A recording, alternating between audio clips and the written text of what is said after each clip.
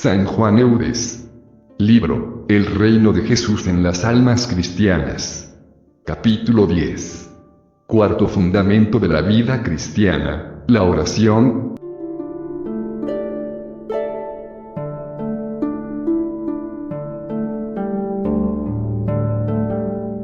El ejercicio santo de la oración debe colocarse entre los principales fundamentos de la vida cristiana, porque toda la vida de Jesucristo no fue sino una no interrumpida oración que debemos nosotros continuar y hacer patente en nuestra vida, como cosa tan importante y absolutamente necesaria, que ni la tierra que nos sostiene, ni el aire que respiramos, ni el pan que nos sustenta, ni el corazón que late en nuestro pecho son tan necesarios al hombre para vivir la vida humana, como lo es la oración a un cristiano para vivir cristianamente.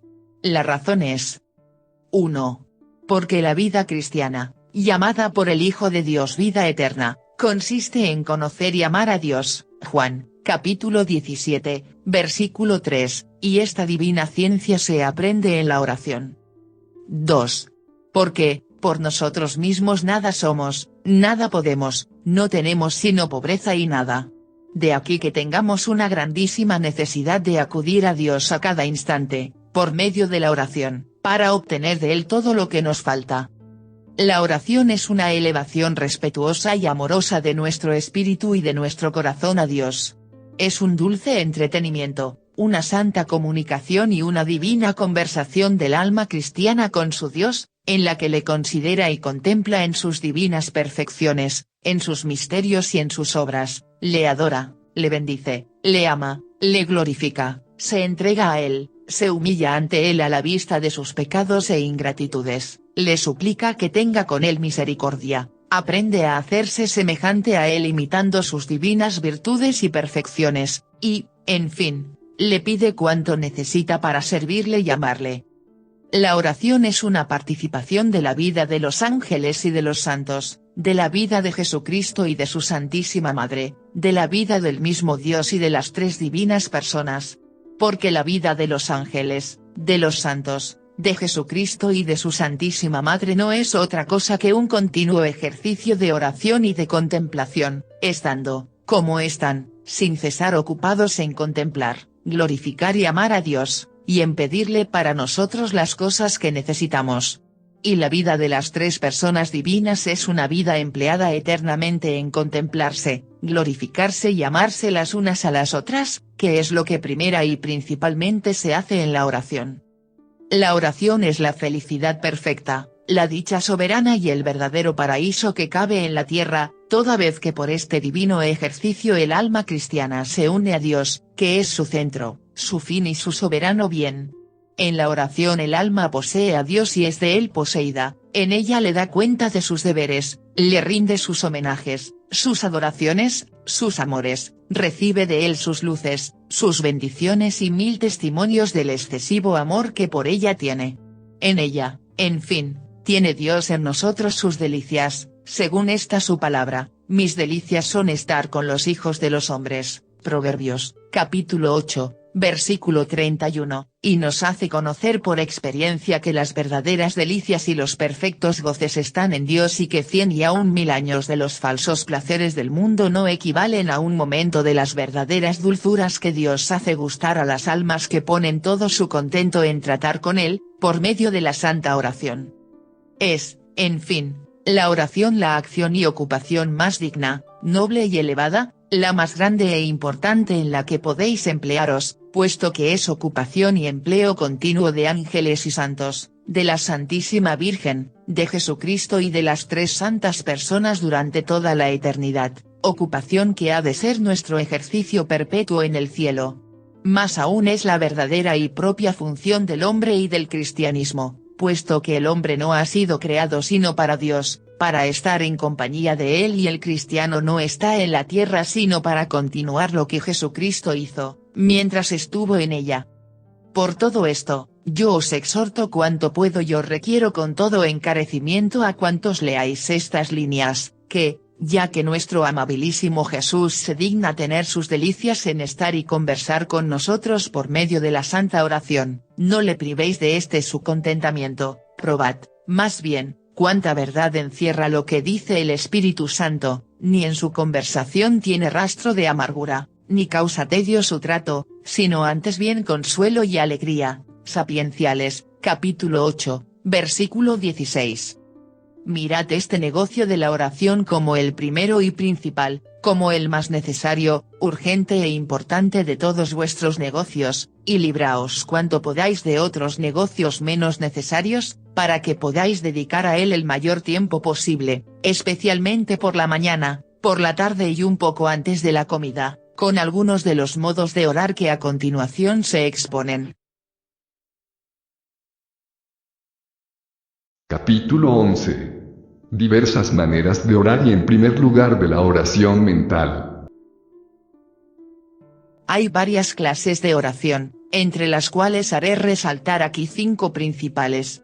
La primera es la que se llama oración mental o interior, en la que el alma trata interiormente con Dios, tomando por materia de su conversación, alguna de sus divinas perfecciones, o algún misterio, virtud o palabra del Hijo de Dios, o lo que Él ha obrado y sigue obrando todavía, en el orden de la gloria, de la gracia y de la naturaleza, en su Santísima Madre, en sus santos, en su Iglesia y en el mundo natural, empleando en primer lugar el entendimiento en considerar con suave y firme atención y aplicación de espíritu las verdades que se encuentran en la materia que se medita, capaces de excitarnos al amor de Dios y a la detestación de los pecados, aplicando, luego, el corazón y la voluntad a producir diversos actos y afectos de adoración, de alabanza, de amor, de humillación, de contrición, de oblación y de resolución de huir del mal y practicar el bien, y otros semejantes, según le sugiera el Espíritu de Dios. Es santo, útil y lleno de bendiciones este modo de orar que no puede explicarse con palabras. Si Dios os atrae hacia Él y os concede esa gracia, debéis agradecérselo mucho, como un grandísimo don que se os concede. Si aún no os lo ha concedido, suplicadle que os lo conceda y haced cuanto podáis de vuestra parte para corresponder a su gracia y para ejercitaros en esta santa oración que Dios mismo os enseñará mejor que todos los libros y doctores del mundo, si vais a postraros a sus pies con humildad, confianza y pureza de corazón. Capítulo 12. Segunda manera de orar, la oración vocal. La segunda manera de orar es la que lleva el nombre de vocal, la cual se ejecuta hablando a Dios con la boca, sea diciendo el oficio divino, o el Santo Rosario o cualquier otra plegaria vocal. Esta no es menos útil que la precedente, con tal que la lengua vaya a una con el corazón, es decir, que, hablando a Dios con la lengua, le habléis a la vez con el corazón, mediante la diligencia y aplicación de vuestro espíritu. De este modo vuestra oración será juntamente vocal y mental. Si, por el contrario, os acostumbráis a muchas oraciones vocales hechas por rutina y sin atención, saldréis de la presencia de Dios más disipados, más fríos y más flojos en el amor, que lo estabais antes. Por esto os aconsejo que, exceptuando las de obligación, hagáis más bien pocas oraciones vocales, que tengáis la santa costumbre de hacerlas bien, con mucha atención y unión con Dios, ocupando vuestro espíritu y vuestro corazón, mientras habla vuestra lengua, en algunos pensamientos y afectos, acordándoos que debéis continuar la oración que Jesucristo hacía en la tierra, entregándoos para ello a Él, uniéndoos al amor, a la pureza y santidad y a la perfectísima atención con que Él oraba y rogándole que imprima en vosotros las disposiciones e intenciones santas y divinas con las que Él hacía su oración. Podéis, asimismo, ofrecer vuestra oración a Dios en unión de todas las santas plegarias y divinas oraciones que han sido y serán hechas constantemente en el cielo y en la tierra, por la Santísima Virgen, por los ángeles, por todos los santos de la tierra y del cielo, uniéndoos al amor, a la devoción y atención con que ellos practicaron este divino ejercicio. Capítulo 13. Tercera manera de orar, practicar todas las obras con espíritu de oración. La tercera manera de orar es realizar cristiana y santamente todas nuestras acciones, aun las más pequeñas, ofreciéndolas a nuestro Señor al comenzarlas, y elevando de vez en cuando nuestro corazón a Él, mientras la realizamos. Porque practicar así nuestras obras es practicarlas con espíritu de oración, es estar siempre en un continuo ejercicio de oración, siguiendo el mandamiento de nuestro Señor que quiere que oremos siempre y sin intermisión. Primera carta a los Tesalonicenses, capítulo 5, versículo 17, es además un excelente y facilísimo modo de estar siempre en la presencia de Dios. Capítulo 14. Cuarta manera de orar, la lectura de los buenos libros. La cuarta manera de orar es por medio de la lectura de los buenos libros, leyéndolos, no de corrida y precipitadamente, sino despacio y con la debida aplicación de la mente a lo que leéis, deteniéndoos a considerar, rumiar, ponderar y gustar las verdades que más os conmuevan, a fin de imprimirlas en vuestro espíritu y sacar de ellas diversos actos y afectos, como se dijo en el capítulo de la oración mental. Es este un ejercicio importantísimo y obra en el alma a los mismos efectos que la oración mental. Por eso, una de las cosas que más os recomiendo es que no dejéis pasar ningún día sin leer media hora un libro santo. Mas, procurad, al comenzar vuestra lectura, entregar vuestro espíritu y vuestro corazón al Señor, suplicándole que os conceda la gracia de sacar de ella el fruto que Él os pida y que obre en nosotros por ella cuanto desee para su gloria. Capítulo 15. Quinta manera de orar, que es hablar de Dios. Y como hay que hablar y oír hablar de Dios. Es también cosa muy útil y santa y que mucho suele inflamar las almas en el amor divino, hablar y conferenciar de vez en cuando familiarmente los unos con los otros de Dios y de las cosas divinas. En esto debieran los cristianos emplear su parte de tiempo, estos debieran ser sus discursos y entretenimientos ordinarios, en esto debieran hacer consistir su recreación y esparcimiento. A ello nos exhorta el Príncipe de los Apóstoles, cuando nos dice, el que habla, hágalo de modo que parezca que habla Dios por su boca, Pedro, capítulo 5, versículo 11. Porque, puesto que somos hijos de Dios, debemos gozarnos en hablar el lenguaje de nuestro Padre, que es un lenguaje santísimo, celestial y todo divino, y, ya que somos creados para el cielo, debemos comenzar desde la tierra a hablar el lenguaje del cielo. ¡Oh, qué santo y delicioso lenguaje! Qué dulce cosa es para un alma que ama a Dios sobre todas las cosas, hablar y oír hablar de lo que ella más ama en el mundo. Oh, qué gratos son estos santos entretenimientos a aquel que ha dicho, que a donde 2 o 3 se hallen congregados en su nombre, allí se halla Él en medio de ellos. Mateo, capítulo 18, versículo 20. Qué diferente es este lenguaje del lenguaje ordinario del mundo. Qué tiempo más santamente empleado, siempre que se reúnan las debidas disposiciones. A este efecto, debemos seguir el ejemplo y las reglas que sobre esta materia nos da San Pablo. En estas palabras, hablamos, como de parte de Dios, en la presencia de Dios, y según el Espíritu de Jesucristo. Corintios, capítulo 11, versículo 17, palabras que nos señalan las 3 cosas que hemos de observar para hablar santamente de Dios.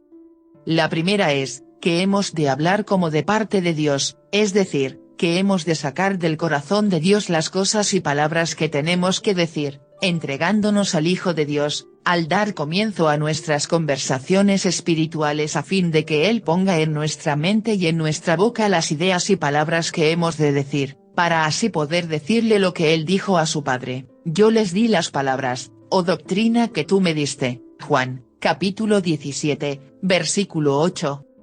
La segunda cosa es, que hemos de hablar en la presencia de Dios, es decir, con atención y aplicación a Dios que está presente en todas partes, y con espíritu de oración y recogimiento, entregándonos a Dios para hacer nuestros los efectos de las cosas que decimos, o que oímos decir, haciendo de ello todo el uso que Él espera de nosotros. La tercera es, que debemos hablar en Jesucristo, es decir con las intenciones y disposiciones de Jesucristo, y como Jesucristo hablaba cuando estaba en la tierra, o como Él hablaría, si estuviese en nuestro lugar. Para esto, hemos de entregarnos a Él, y unirnos a las intenciones con que Él hablaba, cuando estaba en el mundo, que no se encaminaban a otro fin que a la pura gloria de su Padre, así como también a sus disposiciones que no eran otras que, humildad consigo mismo, dulzura y caridad para con los que hablaba, y amor y unión para con su Padre. Si así lo hacemos, nuestros discursos y conversaciones le serán muy gratos, Él estará en medio de nosotros, tendrá entre nosotros sus delicias, y el tiempo que empleemos en estos santos entretenimientos, será tiempo de oración. Capítulo 16. De las disposiciones y cualidades que deben acompañar la oración. Nos enseña el apóstol San Pablo que para hacer santamente todas nuestras acciones es preciso hacerlas en el nombre de Jesucristo, y el mismo Jesucristo nos asegura que todo lo que pidiéramos a su Padre en su nombre, nos lo concederá. De aquí que para orar santamente y para alcanzar de Dios todo lo que le pedimos, haya que orar en el nombre de Jesucristo. Pero, ¿qué es orar en el nombre de Jesucristo? Es lo que hemos ya dicho como de pasada y lo que nunca diremos lo bastante, a fin de grabarlo bien en vuestra alma, como verdad importantísima y que os hará gran servicio en todos vuestros ejercicios. Es continuar la oración que Jesús hizo en la tierra. Porque, siendo los cristianos miembros de Jesucristo, siendo su cuerpo, como habla San Pablo, ocupan en la tierra el lugar de Jesucristo, representan a su persona, y, por consiguiente, cuanto hacen, deben hacerlo en su nombre, esto es, con espíritu, como él mismo lo hizo cuando estaba en el mundo, y como lo haría si estuviese actualmente en nuestro lugar, enteramente lo mismo que el embajador que representa la persona del rey y hace sus veces, debe obrar y hablar en nombre del rey, esto es, informado de su mismo espíritu, con las mismas disposiciones e intenciones que obraría y hablaría el mismo rey si estuviera presente. Así es como deben orar los cristianos. Para conseguirlo, acordaos cuando vais a orar, que vais a continuar la oración de Jesucristo y que la debéis continuar, orando como Él haría su oración, si estuviese en vuestro lugar, es decir, con aquellas disposiciones con que oró y continúa orando en el cielo y en nuestros altares, en los que está presente con un continuo ejercicio de oración a su Padre.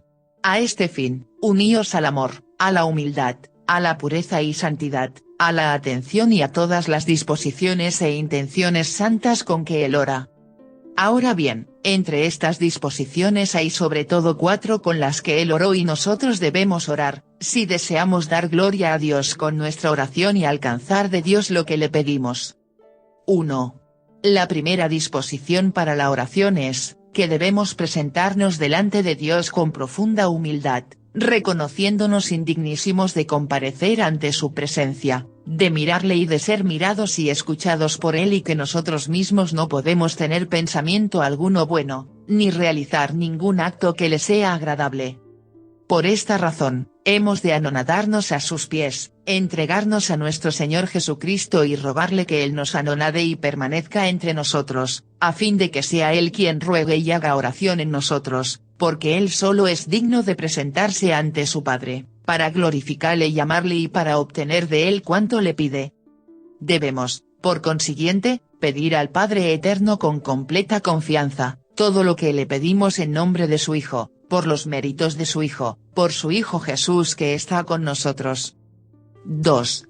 La segunda disposición con que hemos de orar es, una respetuosa y amorosa confianza, creyendo, sin ningún género de duda, que cuanto pidamos para la gloria de Dios y nuestra salvación infaliblemente lo alcanzaremos, y las más de las veces con mayor resultado de lo que pretendemos, puesto que le pedimos, no afianzándonos en nuestros méritos o en la eficacia de nuestra plegaria, sino en el nombre de Jesucristo, por los méritos y súplicas de Jesucristo, por Jesucristo mismo, apoyados en su pura bondad y en la verdad de estas sus palabras, pedid y se os dará, cuanto pidiereis al Padre en mi nombre os lo concederá. Lucas, capítulo 2, versículo 9, y Juan, capítulo 16, versículo 23, y, todas cuantas cosas pidiereis en la oración, tened viva fe de conseguirlas y se os concederán sin falta. Marcos, capítulo 2, versículo 24.